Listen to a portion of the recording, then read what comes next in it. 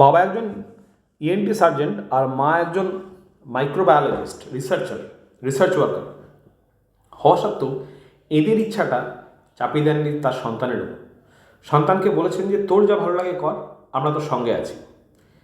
এই কথাটা, এই সাথ দেওয়াটা তার সন্তানের জীবনে অনেক লোডশেডিংয়ের মধ্যেও তার সন্তান আলো দেখতে পেয়েছে, লেগেছিল। 2015 সালে তাকে জিজ্ঞেস করা হয়েছিল তুমি কি হতে চাও, হোয়াট ইজ ইউর অ্যাম্বিশন। সেই 2015 সালের পুচকে বাচ্চাটা বলেছিল আমি গ্যারি কাসপারভের ওই 22 বছরের সর্বকনিষ্ঠ ওয়ার্ল্ড চেস চ্যাম্পিয়নশিপের খেতাবটা নিয়ে নিতে চাই, আমি হতে চাই সর্বকনিষ্ঠ দাবা চ্যাম্পিয়ন। লক্ষ্য স্থির ছিল, পারল। পারার পরেও দেখুন প্রেস কনফারেন্সে এই হিংস্র প্রফেশনালিজমের যুগে সে বলছে, কোনো সাংবাদিককে প্রশ্ন করার আগেই বলছে আমার চোখে কিন্তু ডিং লিরেন এখনও বিশ্ব চ্যাম্পিয়ন, একজন উঁচু মানের দাবাড়ু।